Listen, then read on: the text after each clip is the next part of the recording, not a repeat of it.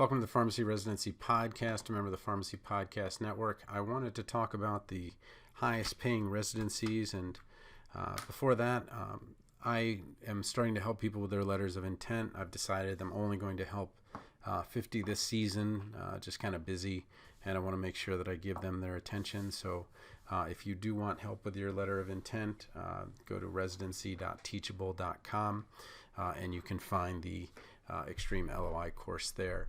And one of the things that you want to maybe start first thinking about is, and why a good letter of intent is so valuable, is the more choices you have with interviews and ultimately where you feel like you're going to match, the better your salary, the better your work conditions and all of those things. And what I'm going to do is I'm going to go through a couple of residencies, maybe a dozen, and talk a little bit about how the salary is not necessarily the actual buying power number, and how, especially with the extremes, the coasts like New York and California are so much more expensive that those stipends just do not go very far, where there are other places that they might look like it's an extremely low salary, but the cost of living in that area is so low that you actually are kind of coming out on top.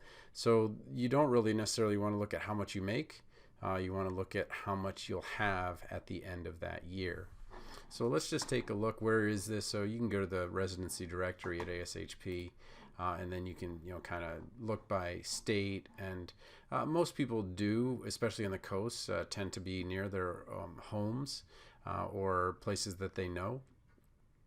And there's a good reason for this. This is a great time to go back with the parents, especially if you're living in those high cost of living areas, to save some money, or at least try to kind of minimize the damage there.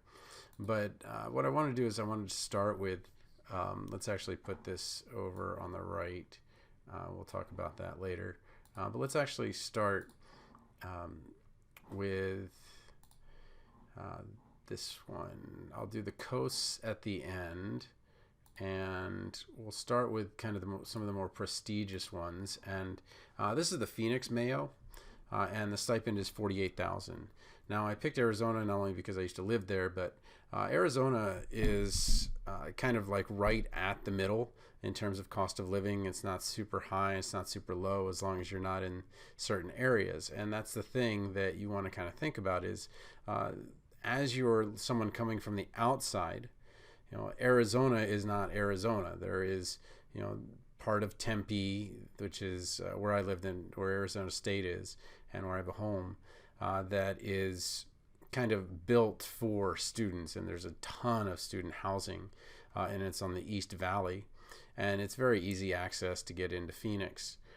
Traffic is always bad, but so if you're going to, kind of Mayo Clinic, or you're going to Phoenix Children's, Phoenix VA, those types of things, it's kind of a great place to be. Even South Scottsdale isn't terrible in terms of those things, but Phoenix tends to be in the middle. And the stipend of $48,000, you'll often see that the most prestigious places don't necessarily say, okay, well, it's very prestigious, so I'll make a lot of money. It's actually the exact opposite. They're prestigious. They don't have to offer a lot of money. They get a lot of applications, and they could probably offer $10,000 less if they really wanted to. But the Mayo Clinic Hospital is, $48,000. There's 4 positions there, and this one is the one in Phoenix. Phoenix Children's, another one that I see a ton of applications for, $47,500, right around the same.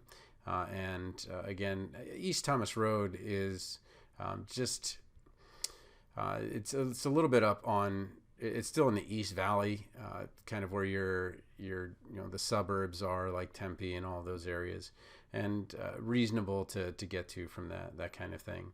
But that's at $40,000.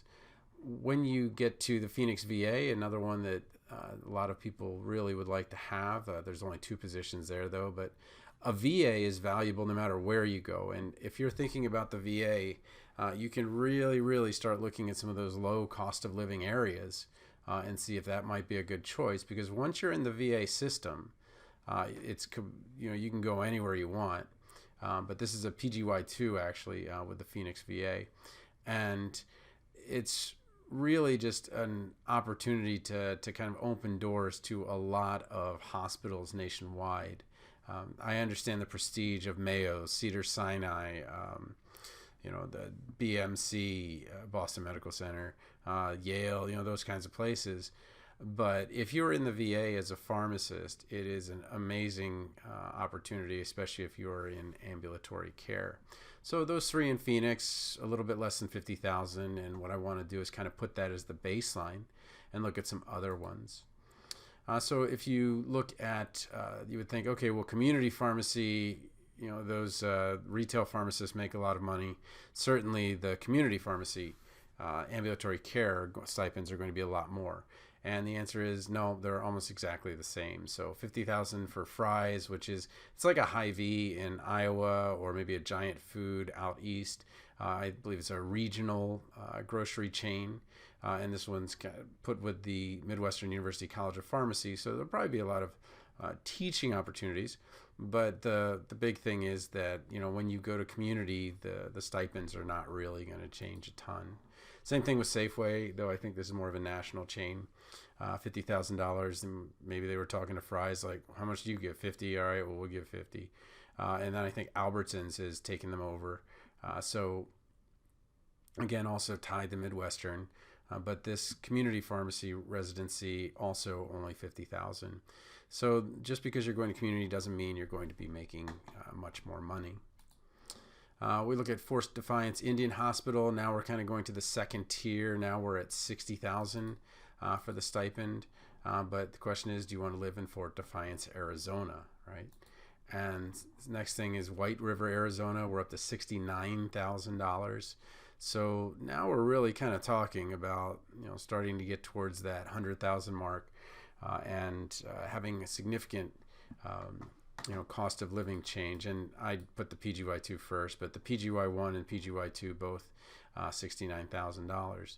And you think, wow, that's when you kind of compare that to the 40s and 50s, you're saying, all right, well, I'm going to make another 20 or 30,000 a year for 2 years, and that's another $40,000-$60,000. So it can really, really add up when you're talking about these higher end residencies. So then we move on to 75,000 Tuba City, and this is really another one of those. Is that someplace that you want to live for a year? Is that someplace where you would maybe consider going in? And you're going to be. This is the U.S. Public Health Service, but it's going to be ambulatory care. It's going to be federal, tribally operated. And do you want to work within that kind of thing? Now you'll learn a ton, but there's only one position. But they do pay, quite a bit. Then going to, let's see. So this is the Phoenix Indian Medical Center, North 16th Street, and the stipend's $89,000. And I would even email them really? Is it really $89,000? But that's what it says. So I would check with them. But again, this is another one of those Indian Health Service ones. But now you're really saying, oh my gosh, it's almost like that you literally could find two residencies together that don't pay $89,000 when you add them up. And I'm going to show you a couple of those. But Phoenix Indian Medical Center was at $89,000.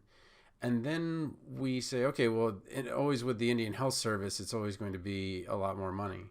Well, no, you can go to Claremore Indian Hospital in Claremore, Oklahoma, and you can make $34,500. You say, oh my gosh, there is no way I'm going to, take $34,500. But when you're looking at cost of living and the states that have the lowest cost of living, Mississippi comes first, Oklahoma second. And so, the cost of living there might not be a ton. And you're really needing to look at rental costs. And I'll show you some in terms of housing, in terms of cost of buying a home, which goes from the difficult to the absolutely ridiculous when you're talking about like Stanford. But if you look a little more closely, the stipend actually has a range of 34 to 44,000. But again, one of the lowest cost of living states in the country. Mississippi also, is number one in terms of lowest cost of living, 41,000 for the stipend. And when you think about the stipend, like where it's going to go, so you think, all right, well, if I pay 2,000 a month to live in California, or 500 a month to live in Mississippi, how much does that work out to? And so you're saying, all right, well, it's $1,500 difference, and you're saying 500 a month. That's ridiculous. But trust me, when you're talking about these lower cost of living areas, you could see something like that. But you're talking about an $18,000 difference. So if you added that on there, now you're at $59,000. So you could say, all right, well, if I get a $59,000 stipend in California versus a $41,000 in Mississippi, in Jackson, Mississippi, it's a tie. And that's something that you really, really want to start thinking about. One of the kind of really popular ones are the children's hospitals, and then Lucile Packard Children's Hospital in Stanford. The stipend seems like it's quite high at $62,000. But what I'll do is I'll show you just how crazy expensive Palo Alto and Stanford area are. Let me get the other one just so I'll put those together. Stanford Healthcare is the other one. And the stipend is $53,000, so $10,000 less. So there's 7 positions there. But the cost of living is amazingly high.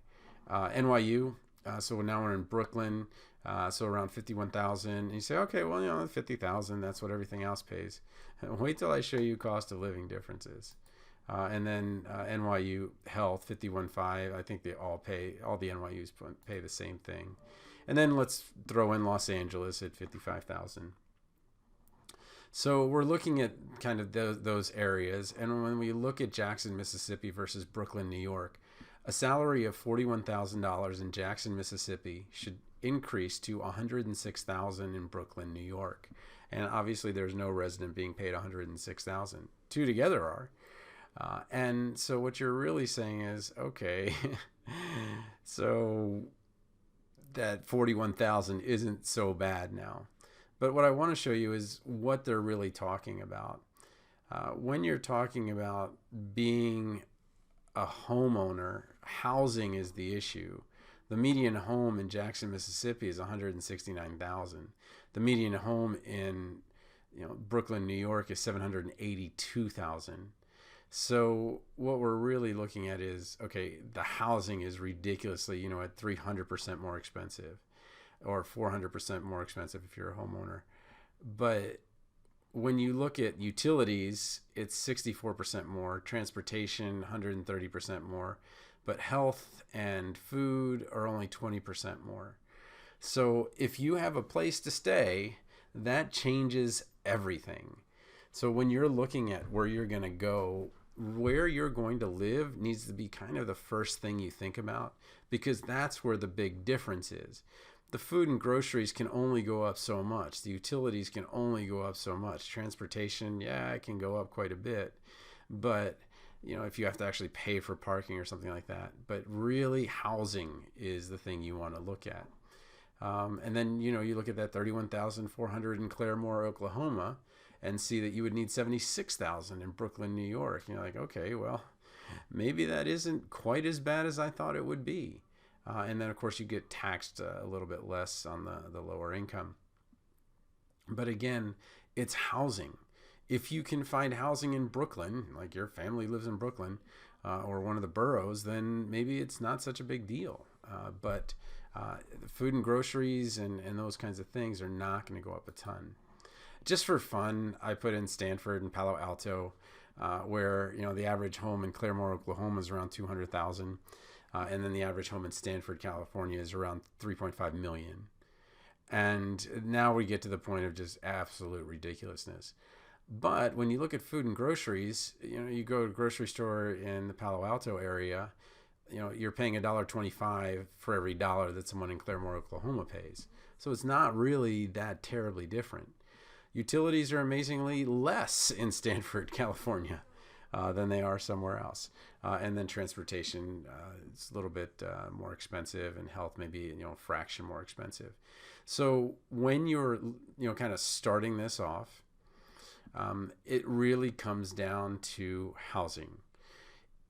If you can get inexpensive housing in an area, and somebody there or somebody that lives there, that is the difference maker, and will open, I think, many residencies that wouldn't otherwise be available to you. So you might have crossed off something like Cedars-Sinai, or you might have crossed off Stanford and NYU, because you're like, oh my gosh, there's no way I could afford to live there. But if you start thinking about, okay, well, where's my family? Where do I have extended family? Is there someone that I know that I could live with for relatively inexpensively in a room or something like that for the year or two? And, what would it be? But so the highest paying residency, the highest paying I found was $89,000, may not necessarily be the way you want to look at it. The way you want to really look at it is, okay, well, what is it adjusted for Arizona, which is kind of the middle? Where is it? And so the middle somewhere around 50,000, because of it doesn't really go that low. 34,000 is kind of an outlier, and then they actually can go up to 44. But as you're looking at this, like, okay, well, I only want to apply to 4 places because that's the minimum. Well, what I would do is I would apply to more places, not just because you have a better chance of getting in, but because you have a better chance of getting a better situation. And this is the unfortunate thing with pharmacy school, is that the average student only applied to 2 schools, 2.5 or something like that, when they should have been applying to many schools so that they could really get an idea of, okay, well, and I hate to use this expression, but what's the best deal? And you would, if you could kind of go back in time as a pre-pharmacy student, you say, okay, well, I want to do a residency. What's got the best residency? What's got the best match rate? What's the best cost of living? What's the best scholarships and tuition and all that stuff?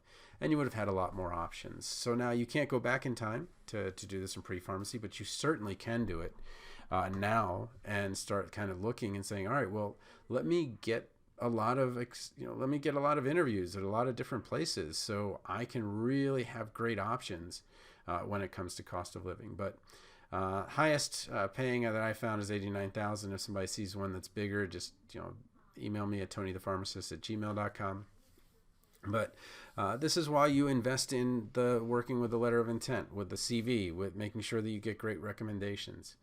When you've got great options, things become better financially, and hopefully that's the case for you.